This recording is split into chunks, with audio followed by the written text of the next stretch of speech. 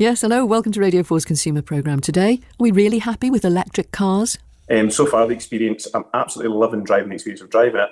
I'm not loving the experience of charging it and living with the day-to-day running of it.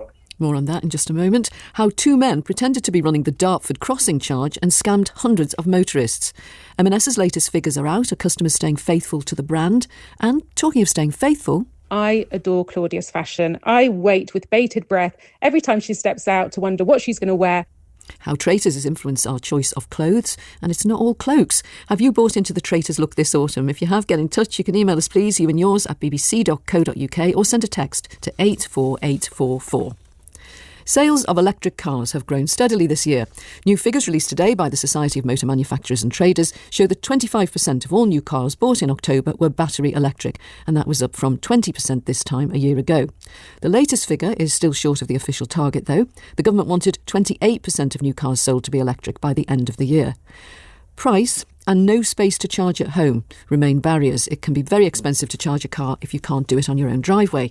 Patrick in Ironbridge in Shropshire would like to buy an EV, but he doesn't have off-road parking. And Ricky in Callan in Scotland bought a new EV 2 weeks ago, and he's unhappy about the running costs. So I'm relatively new to EV cars. I've owned one for only 2 weeks. So far, the experience, I'm absolutely loving driving the experience of driving it. I'm not loving the experience of charging it and living with the day-to-day running of it. My next car could possibly be an electric car. Whether that happens or not in the next 5 years, I don't know. My current car seems to be perfectly reliable. I may have just put the hex on it. I would certainly give consideration to an electric car. The home charging is brilliant as I plug it in, leave it charging and forget about it. But the reality is the range isn't what it was supposed to be. And I'm quite often in long trips faced with public charging. And that's certainly not been the experience that I would have hoped for. It's led to excessive prices for charging. It's led to a real minefield of apps, subscriptions, and an exorbitant cost that's really hard to quantify. For me, the biggest stumbling block is charging at home. We don't have off-road parking, so the possibility for charging at home is non-existent. And the cost of public charging is considerably in excess of the cost of running a petrol or diesel car. But if you take yesterday, for example, I did 4 hours of driving. It used 70 kilowatts of power. I drove home and then I was faced with 11 hours to charge it. But we wanted to nip out and get pizza last night. It was impossible to do that because there wasn't enough mileage left in the car and charging at 7 kilowatts. So we would have had to use a DC charger at that point. We jumped to the diesel car that we've got sitting in the front door, fortunately, and went out. It was a lesson learned for us that we now have to charge on the way home to save 40%. But with that comes an inherent cost, which again is 80 to 90 pence at a rapid DC charger. Otherwise, you're left sitting for hours. There are solutions that have been talked about in terms of cutting a gully. That is the main stumbling block, the ability to charge at home at a sensible price. Without that, then an electric car, a battery electric car, is not an option, really. In the end, we got a barbecue pork pizza. Pizza was very tasty, but took a diesel car to get us there. That was Ricky and Patrick. Well, Erin Baker sees all the current data about the searches we make looking to buy cars. She's the editorial director at Auto Trader. And Emma Butcher speaks for the Society of Motor Manufacturers and Traders. Hi both and welcome both. Emma Butcher, people are buying EVs. Which models are they going for? Well, we're seeing an increasing number of smaller and affordable models coming to market. Massive investment by manufacturers has really driven that up, and there are now 156 to choose from, which is huge. And we've seen 30 more additional models come just in the last 12 months.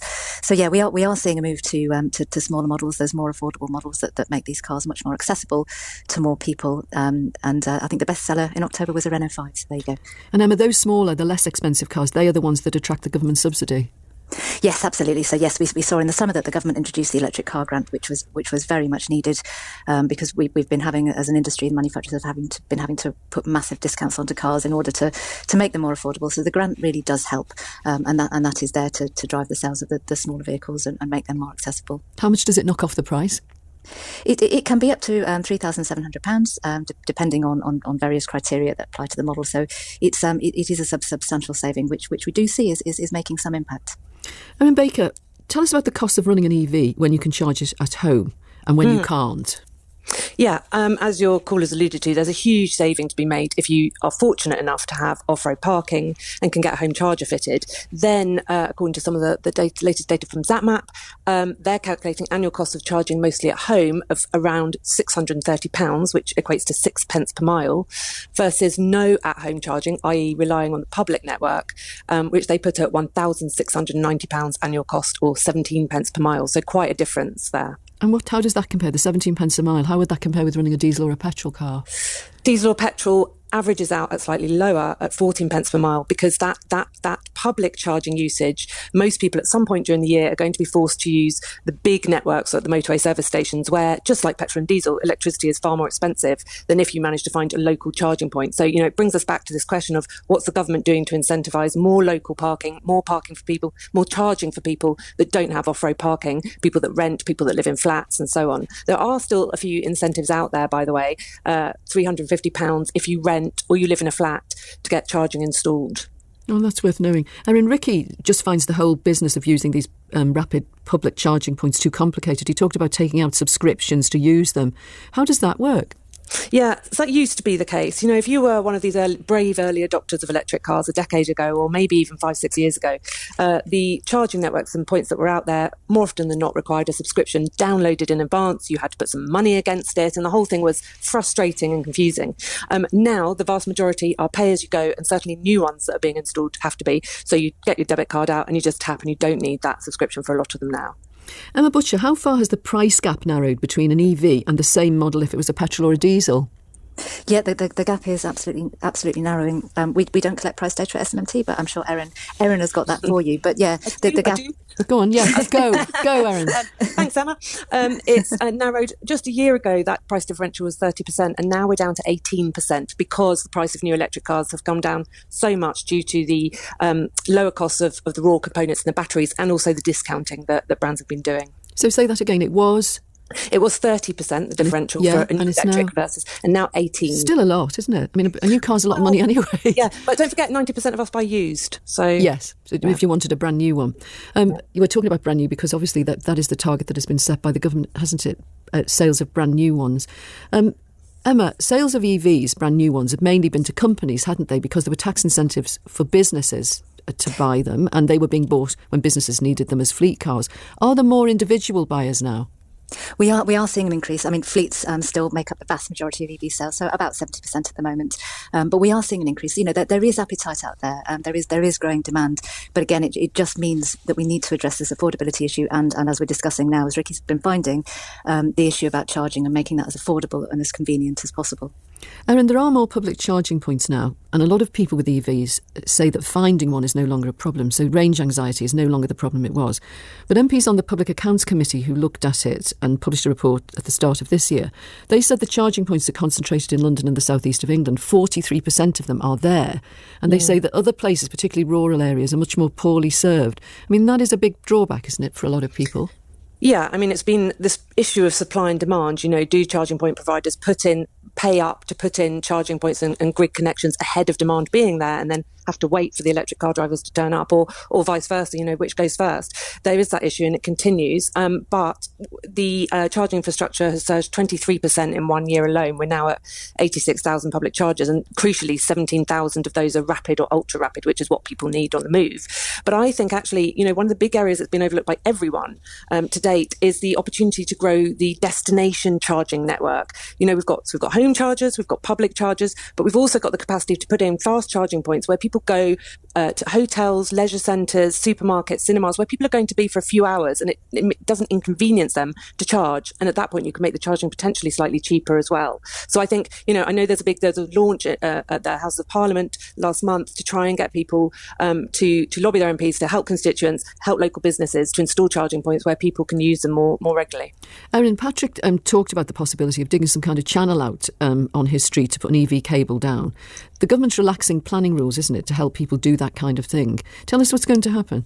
Yeah, so that's these cross-pavement charging gullies. So for people, again, that need to park on the road, which is 40% of us in the UK, we need to put our leads across the pavement to get to the cars, and that's a trip hazard. So people have been asking for ages for these little gullies to be dug into the pavement with a plastic cover over them so that the cable can go underneath, no one trips, and everyone can charge safely and, of course, cheaply because they're charging from home.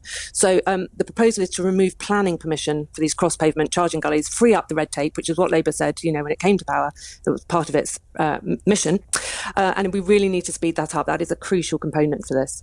Emma Butcher, do you think the government target 28% of EV sales among new cars by the end of this year can possibly be met now? I would say probably very unlikely. So year to date, in the first 10 months, we're about 22%. So I really doubt we're going to get to 28%. Don't get me wrong, the growth has been impressive. It's been super impressive. That there is demand for these things, and manufacturers are ploughing in investment to make them more affordable. We have the grant, which is great.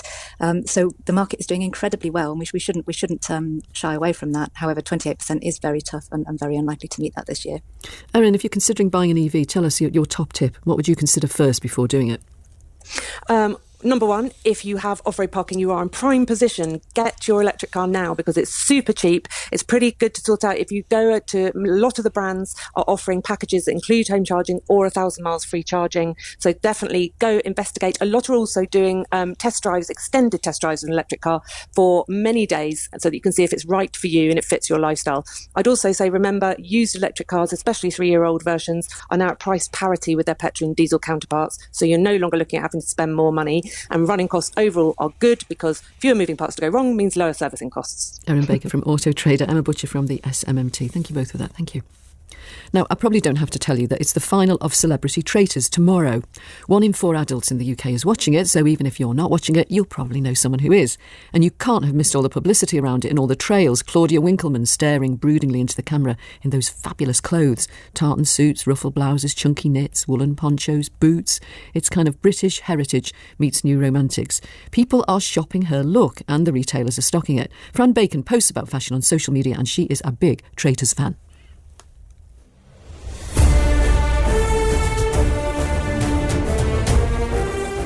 I am a huge fan of the Traitors. I love the psychology behind it all, the way people interact with each other, the game playing, the outdoor games. Most notably, though, I adore Claudia's fashion. I wait with bated breath every time she steps out to wonder what she's going to wear, what cool designer she's going to be wearing, what she's mixed with high street. She just has the best style. I adore it. I've embraced so many aspects of the Traitors fashion. I love the androgynous look. I love the sharp tailoring, the leggings with heavy boots and a real statement jumper. So the Isabel Marant big fluffy jumper paired with a pair of Spanx leggings. So it's a real high street meets designer look that actually can be created all off the high street, which I really, really like to emulate. Claudia, with her stylist Sinead McCuffrey, have created really wearable looks. I think it's because they go outside a lot. Claudia has to do a lot of outside filming, so she doesn't want to be wearing heels and a bandage dress. She wears things that are really practical and relevant for us now to wear in our real life, and also looks that can be created purely from the high street. So you can go into a Zara, you can go into a COS, you can go along the high street and keep her outfits in mind while going out and shopping, thinking, oh gosh, that's a really great cape. That will go with the leggings I've already got inside and a big pair of chunky boots. Everything can work for an everyday life, but just with a fashion twist.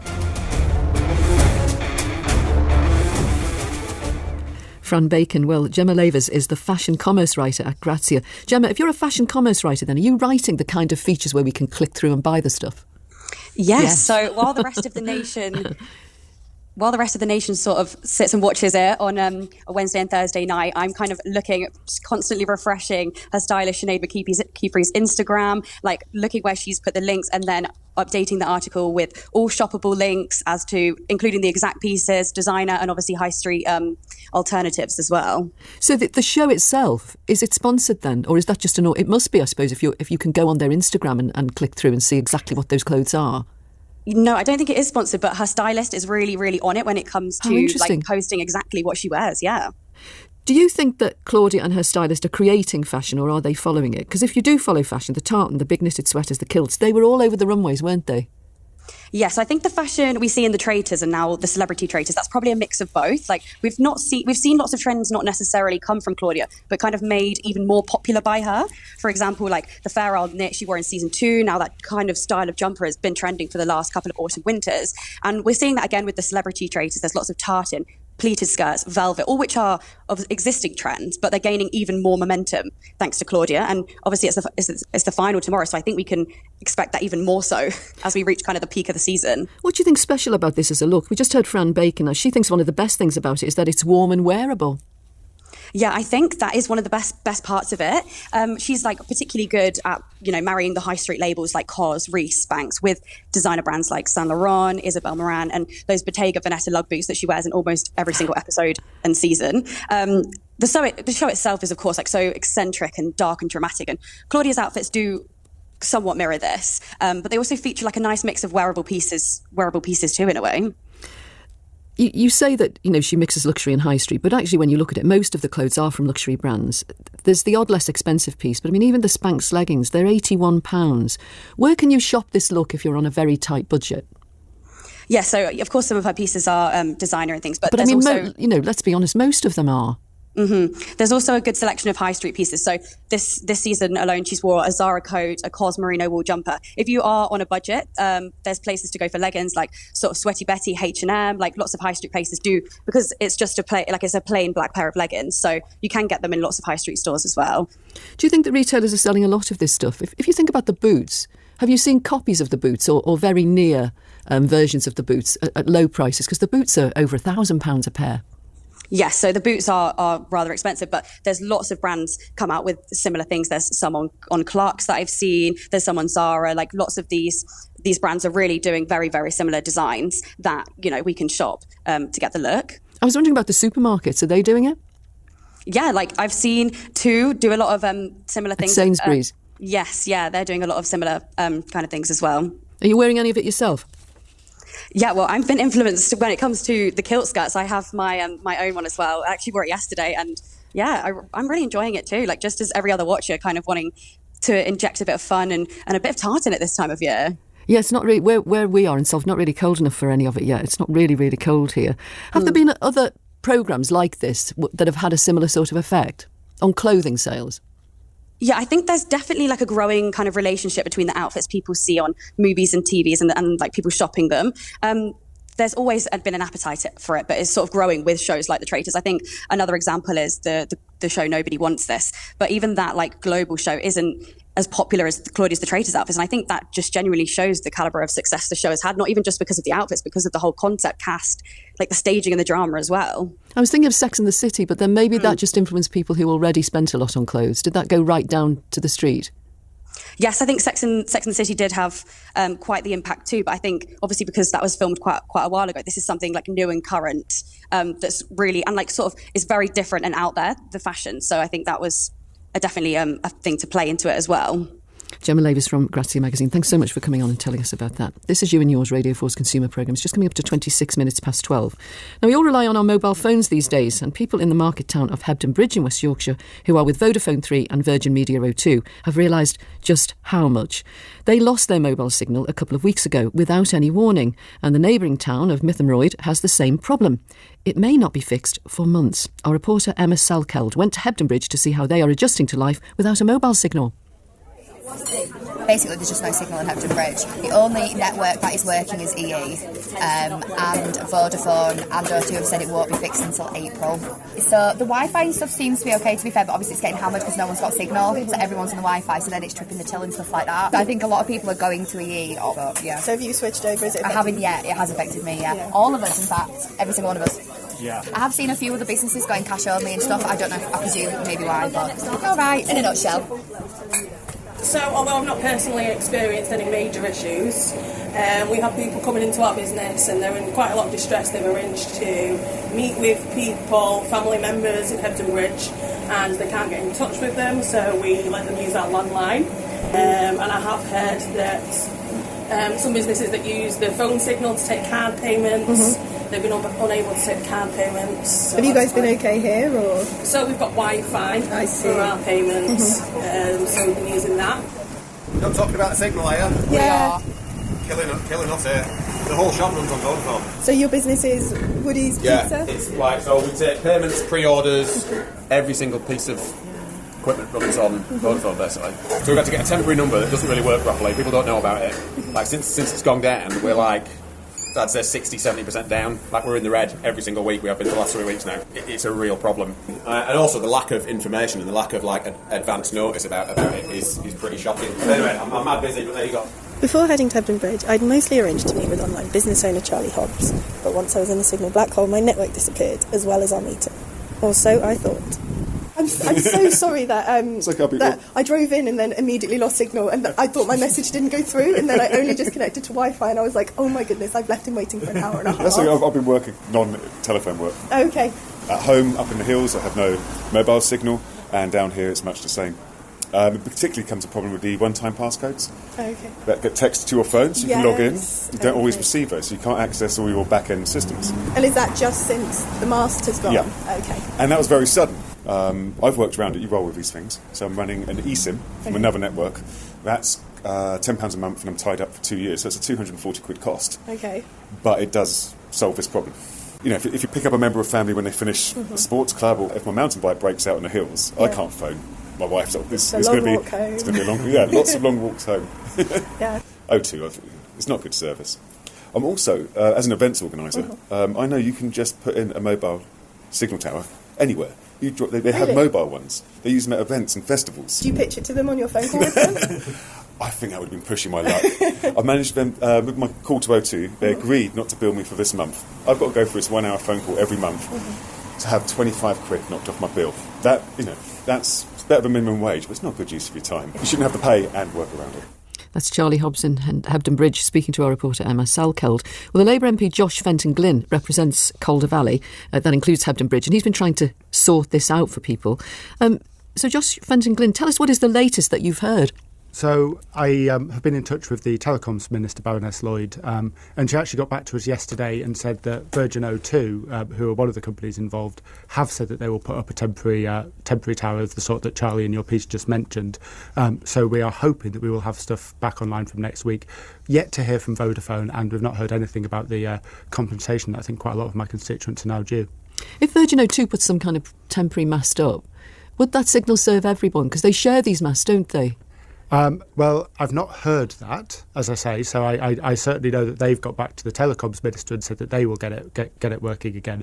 But I haven't had any confirmation about Vodafone, and I'm still waiting to hear from Vodafone about what they're going to do. These telephone companies told my constituents that they would have to wait till April to get their phone signal back.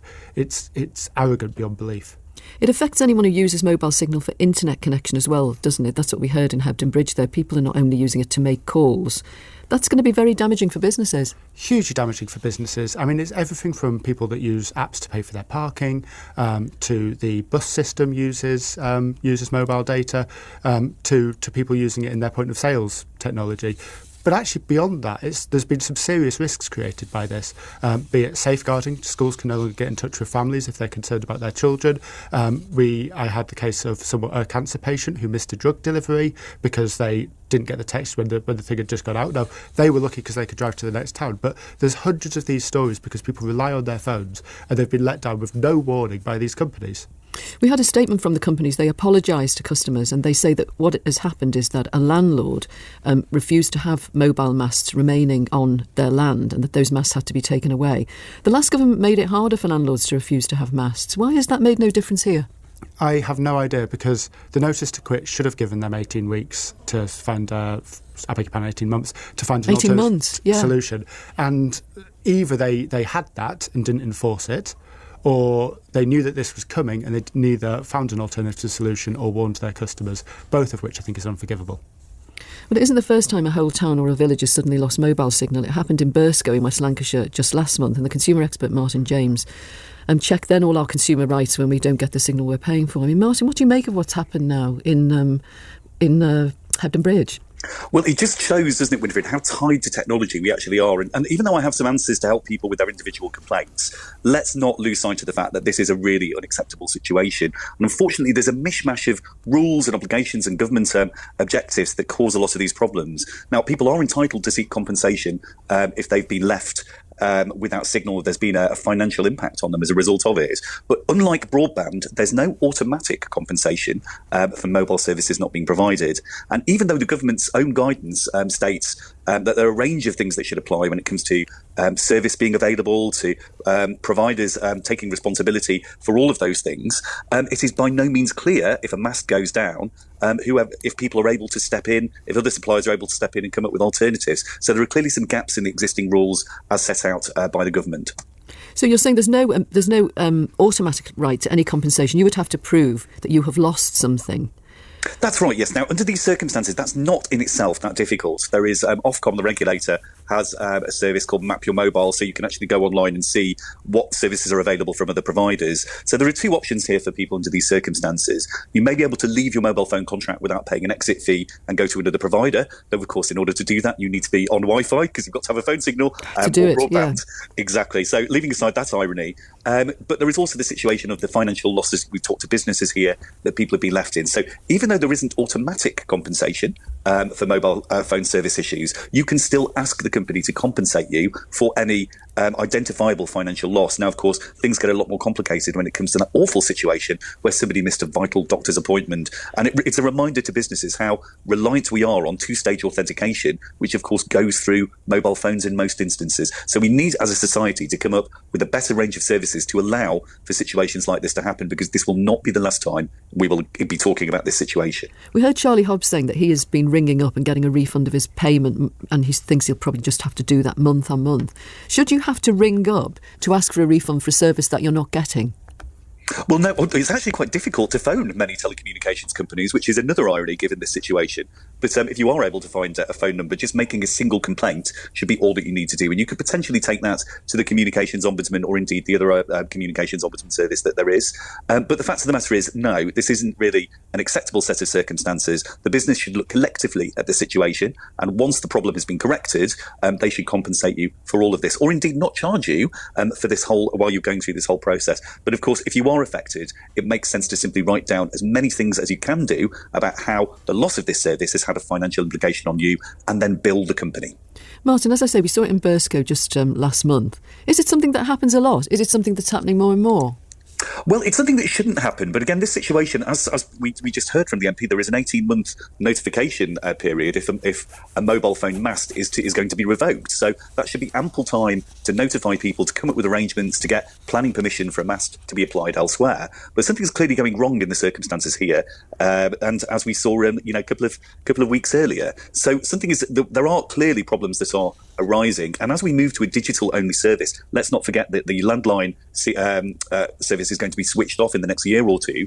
And this is something we need proper contingency plans to cover these situations. And also we need to bring all of the mobile phone suppliers together so that they can ensure that if one mast is unavailable, there are always at least 1 to 2 alternative services that can provide mobile phone service for anyone who needs it. Josh Fenton Glynn, you said that that Virgin O2, is that right, are going to put up a mast, a mobile mast, exactly what Charlie Hobbs said was possible. They're going to do that. How quickly then will some people get these services restored? Well, they've told me through the Telecoms Minister that that's going to happen next week. But what I would say, kind of building on what we were just saying, is that ultimately, I just don't think that they're feeling any concern. I think it shouldn't take myself and the Telecoms Minister getting in touch with them for a company to act responsibly towards their customers. And if they don't feel the heat for these kind of mistakes, then frankly we need to do more to make sure that we're acting on this. Otherwise we're going to fail a lot of customers. And as I say, this leads to a lot of dangers for kind of personal safety and so forth. And we need to make sure that we're actually a lot more active in that. I'm meeting with the Telecoms Minister later today, and that's one of the things that I'm going to raise with her. Feel the heat in what way? Well, I think we certainly need a greater regulatory burden on them at this point, because I think they clearly don't. They're not doing these things out of goodwill. Josh Fenton Glynn and Martin James, thanks both. Thank you. This morning, M&S released figures for the first half of this financial year, and you can see the massive damage done to the company by that cyber attack in the spring. M&S still made a big profit of £184 million before tax, but that compared with more than £400 million for the same period the year before. It's hardly surprising that their profits took such a big hit. The website was down for almost 2 months, with Click and Collect suspended for almost 4 months. Amber Graftland is a fashion and beauty journalist. She was recently briefed by M&S about how they plan to cement their recovery, and George MacDonald is from Retail Week, and he's been looking through this morning morning's figures for us. Hi both and welcome both. Morning. George, hi George. Yeah, tell us how this cyber attack affected sales then. Well, actually, sales did go up over this period that we've just reported, but it was hugely disruptive at the profit level. And actually, a lot of people couldn't buy from M&S. They've been building their transactional website business for some time, but that was inaccessible. And there was a lot of disruption even in store as well, because of the fact that they couldn't do click and collect. And then in the months afterwards, they reopened the online side in phases, so it didn't just all return with the big bang. So really, they're just rebuilding it, and you can see a sort of steady but uneven growth in their online sales now. But they've come out of that first half in a better position than I think some of the city analysts had feared. So now for them, it's all about making up the ground over Christmas, which is retailers' busiest time. They had been doing really well, hadn't they, before this happened? Do you think that once they're over this cyber attack, they will be fine? They seem to be pretty confident, actually. They were talking this morning about how they've got improving scores on things like style and fashionability.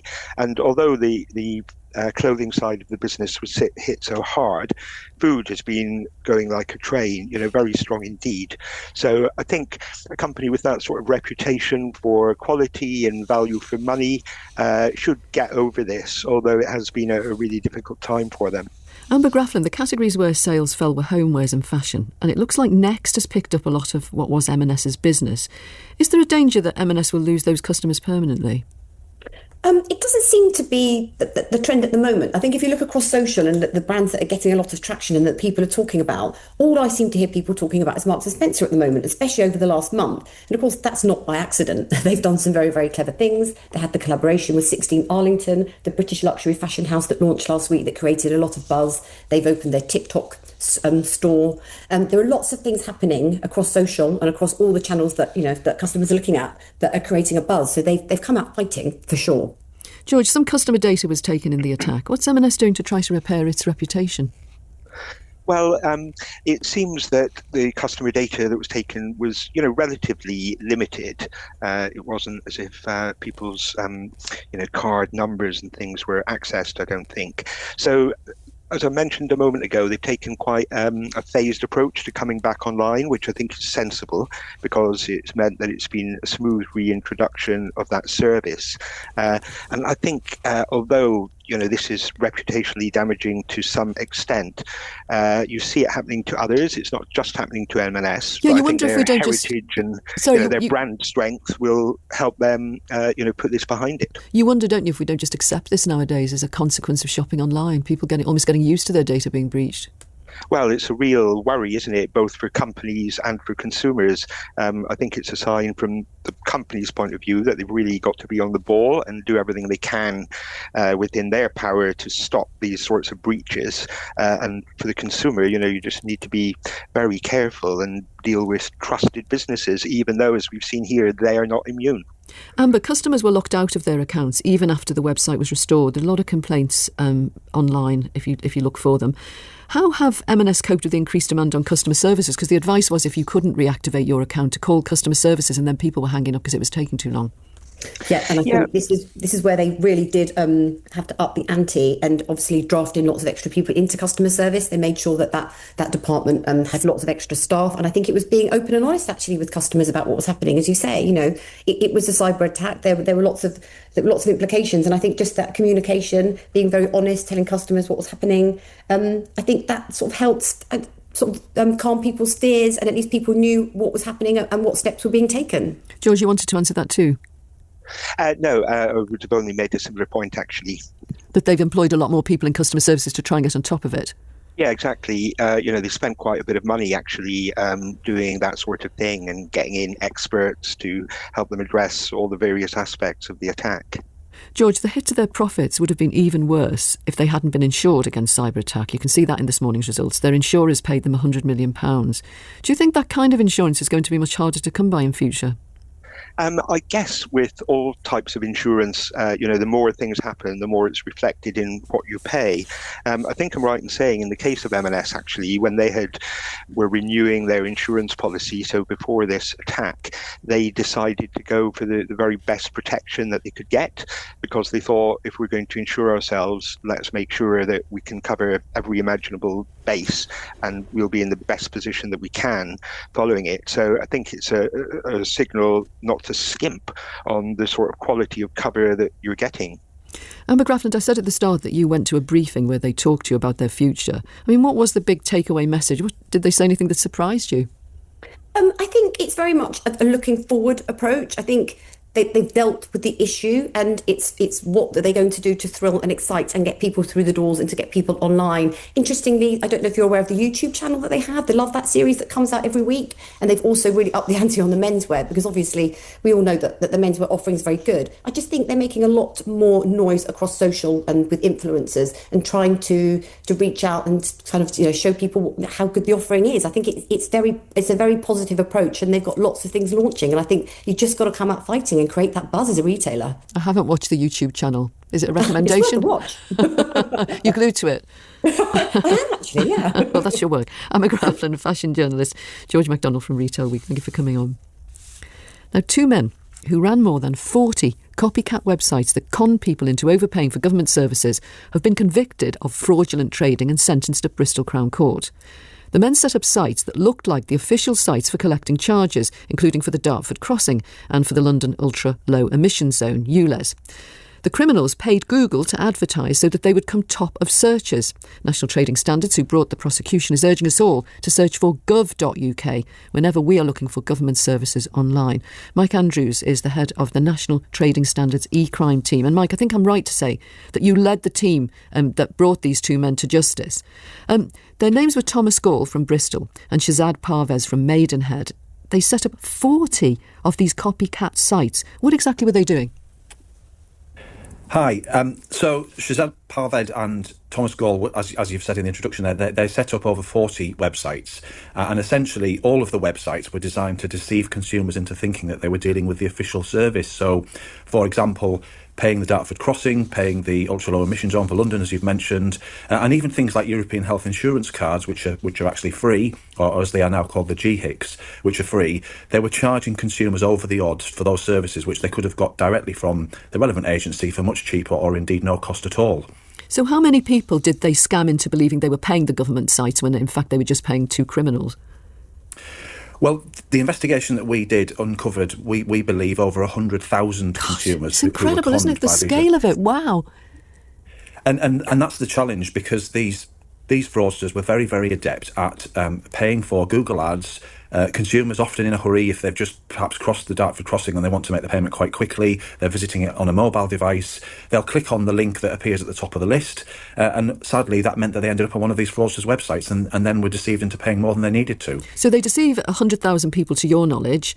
Did they pay any of these charges or not? I mean, what I mean is, did they pass your money on, or did they just keep it all? Absolutely. Well, in many cases, they did pass the money on. So many consumers did ultimately get the service they paid for, despite the fact they may have paid, in some cases, 3 times the price. But actually, we also identified that there were over 700 consumers who, unfortunately, received penalty charge notices because their fees were not passed on. And so not only were the consumers, had they lost money in paying over the odds, they never actually got the service they expected, and then had to go through the pain and anguish of trying to get those penalty charge notices revoked. Well, we can hear now from one of those people that happened to, Linda Coffey in London. So, Linda, tell us what you did. Well, my partner had to go into London in a hurry, and although we live in central London, we never drive in, so we hadn't used it before. He went onto his laptop, went onto what we now know was the scam site, the first one that came up on Google, and he then rushed off, and I continued with the payment. But it was very authentic. I mean, there were no grammatical errors, no spelling mistakes. No. It had the London Underground symbol on it. It had a picture of Tower Bridge. It went into why you should pay the pollution charge, why it had been introduced, how the resulting reduction in pollution and everything. It's amazing, isn't it? The Gall of it. Yeah. I know. Well, his name was Thomas Gall. Anyway, go on. Yes. Well named. Yeah, so I mean, I just carried on. I put in my car registration and it came up with the make and model. I went through completely oblivious to the fact that, it was a scam site. Paid, and then I got a notification of payment. And of course, at this point, I thought, oh, this is not the TfL site. And I was annoyed at myself because I thought, well, I've obviously paid over the odds. But at that point, I did still think it was genuine, in as much as I was assuming that they were going to pay the ULEZ charge. Of course, 2 weeks later, I got a fine from ULEZ. So then I did a bit of my own digging and sort of looked on company. Well, first of all, I tried to email them, realised the email was, scam. And then I looked at Company's House and realised this was run by one woman out of a house in Bristol. So it wasn't ULEZ. Yeah. Wasn't the Mayor of London. No. And I was very annoyed as well because I then found that it had already been reported in various local papers. Well, but the thing is, it's everywhere. Sorry to interrupt you, but it's everywhere, this kind of stuff, isn't it? It's such a common crime. But this particular company had already been highlighted in local papers for scamming people over the Dartford crossing. Yeah. So, and there it was still at the top of Google. But did you ever get your money back? Well, I have. London Transport have now said they're going to pay me back. Well, I was actually refused. they wouldn't. I got a notice of rejection. That's even though so interesting, isn't it? So they fine you. You appealed against the fine and said that you'd been scammed, and they said no, you've got to pay the fine anyway. How much was that? Yeah. 80 quid. Yeah, ouch. But anyway, now you're on the radio. Yes, now they've refunded it. Well, that's good. I'm glad. Anyway, I'm really glad about that. So, Mike Andrews, how did trading standards get involved in this case? Because, as we were just saying, these cases are so common. We've been reporting on the cases like this on You and Yours for years and years and years. So we got involved in this case because we responded to consumer complaints, and that is really an important message to get out to your listeners today, that we really need consumers who get caught out by these websites to report the issues through to the Citizens Advice Consumer Service, because that's the only way we get that intelligence and those reports that then mean that our team can then take the appropriate action and in this case obviously get a really good outcome in terms of the sentences that were handed down to the people responsible. Mike, these men were sentenced to 2 years and 3 months in prison. That was for Thomas Gall. 2 years in prison but suspended for 2 years for the other man, Shazad Parvez. Both of them pleaded guilty. They're also disqualified from being company directors for long periods, 10 years in the case of Gall and 6 years for Parvez. But I think you say in your news release that they made between them £2.5 million, so they might regard that as a price worth paying. I don't know. The point is others have already taken their place, haven't they? How many of these copycat sites, like the ones they ran, are still there?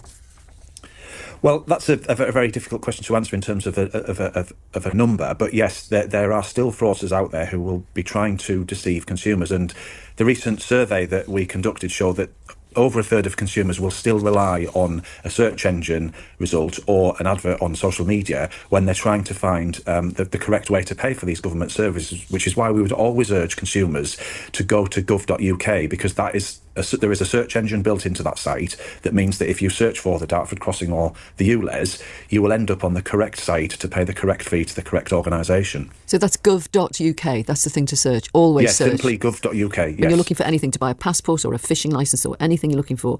What about Google's role in all of this? Because I say we've been on it for years, you've been on it for years, and you've asked Google and they have said they won't take advertising for sites like this. Well, yes, because there is a balance to be struck, because there is nothing illegal per se in an organisation wanting to set up a website to assist consumers in applying for a passport or a driving licence or whatever other government service it is. But that is provided they make absolutely clear that they are an independent third party and that consumers are paying extra for the benefit of that service. What these fraudsters cannot do is just set up sites, as Linda has talked about there, with giving the appearance that they are dealing with Transport for London, when in fact that is not the case at all, and they're just there to deceive consumers. Linda, you must be at least pleased that these two didn't get away with it, that something happened to them. Yeah, no, I think it was great that the trading standards took it up and that there was some comeback, because you do tend to think that, like you say, there are so many of these things out there and most of them I'm sure just get away with it. Well, anyway, yes, well done this time, as you say. Yeah. Linda Coffey and Mike Andrews, head of National Trading Standards e-crime team. Thank you both for that. And we've had masses of messages today about the relative costs of running an electric car. This one from Kim Hurst. She says, what people should take into account if they're buying an electric car is even if you can charge it at home, it can cost you between £1,000 and £1,500 to have your own electric charger fitted. And typically these cars have a 3-year warranty and they're expensive to fix. So she said, I wouldn't buy one if I was looking for a huge saving. This one from David Hewitt. He says, I've been using my EV for 6 years now. Crucially, I can charge it at home. It is absolutely great. I would not go back. We're almost out of time. Tomorrow it's sliced bread. Greg Foote will be here and he'll be looking at cough